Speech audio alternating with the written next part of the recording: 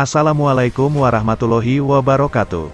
Saat ini, setiap jengkal langit Nusantara semakin dipenuhi ratusan bahkan hingga ribuan pesawat produksi dari negara-negara lain. Kita tidak bisa menutup mata, memang faktanya hal itu terjadi.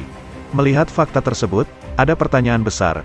Kenapa perkembangan teknologi Indonesia, salah satunya dunia dirgantara seakan jalan di tempat? Bukankah kita dulu pernah berada pada satu tingkat di atas negara-negara lain?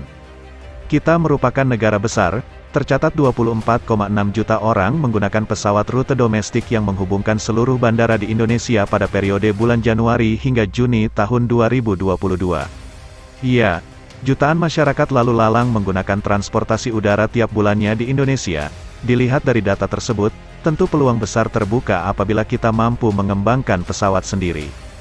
Memang ada beberapa pesawat buatan PT Dirgantara Indonesia, yang digunakan sebagai pesawat komersil untuk menghubungkan pulau-pulau di Indonesia, seperti CN-235 yang pernah dioperasikan oleh Merpati Nusantara Airlines, dan NC-212 yang saat ini beberapa masih aktif di penerbangan-penerbangan perintis, dan juga pesawat N-219 yang saat ini siap diproduksi.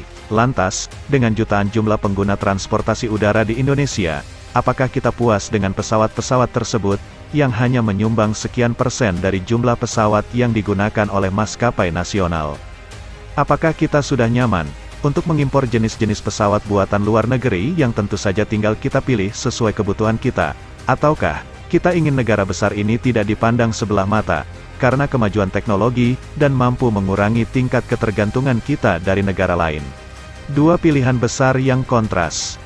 Lantas, apa yang menyebabkan teknologi Indonesia terutama industri dirgantara, bisa diibaratkan seperti jalan di tempat? Pertama, rendahnya dana penelitian dan pengembangan Indonesia. Kita ketahui, saat mengembangkan sebuah pesawat terbang, kita memerlukan dana yang tidak sedikit. Kita ambil contoh, saat masa pengembangan pesawat N250. Saat itu, pendanaan untuk pesawat N250, 100% diambil dari dana yang khusus dialokasikan oleh pemerintah untuk mengembangkan pesawat tersebut, dan akhirnya pesawat N250 harus kandas, karena pemerintah saat itu memutuskan untuk menghentikan pendanaan pesawat N250. Bukan rahasia umum lagi, pengembangan pesawat Indonesia saat ini masih bergantung pada pendanaan pemerintah melalui APBN yang telah ditetapkan, seperti pengembangan pesawat N219 saat ini, yang juga menggunakan APBN yang dialokasikan melalui LAPAN, dan badan-badan negara lainnya. Kedua, mayoritas pendanaan riset di Indonesia masih bergantung pada pemerintah. Saat ini, dana riset yang dikeluarkan oleh pemerintah hanya sekitar 0,25% dari PDB atau produk domestik bruto. Tentu, dari 0,25% dana riset itu tidak semua dialokasikan pada industri pesawat terbang saja, karena dana tersebut merupakan dana yang nantinya disebarkan ke seluruh sektor lainnya. Dana riset yang dikeluarkan oleh pemerintah Indonesia tersebut, bila dilihat jauh dari negara besar lainnya yang saat ini sedang masa berkembang pesat, seperti Tiongkok, yang saat ini bisa mengalokasikan dana risetnya sampai sebesar 4% dari PDB. Namun, di program pengembangan pesawat N219, PT Dirgantara Indonesia tidak serta-merta menggantungkan seluruh dana pengembangannya kepada pemerintah. PT Dirgantara Indonesia juga mengambil dana pengembangan pesawat N219 dari dana internalnya sendiri. Kita harapkan, ke depannya industri di Indonesia tidak hanya mengandalkan pendanaan dari pemerintah saja. Ketiga, banyak pelaku industri kita yang enggan mengambil resiko. Untung dan rugi dalam suatu industri merupakan hal yang wajar, tetapi, tentunya banyak pelaku industri yang menginginkan perusahaannya selalu mendapatkan keuntungan, dan oleh sebab itu, banyak perusahaan contohnya maskapai di Indonesia, yang enggan menggunakan pesawat buatan negaranya sendiri dan lebih memilih pesawat-pesawat buatan luar negeri yang telah teruji sebagai pesawat komersial.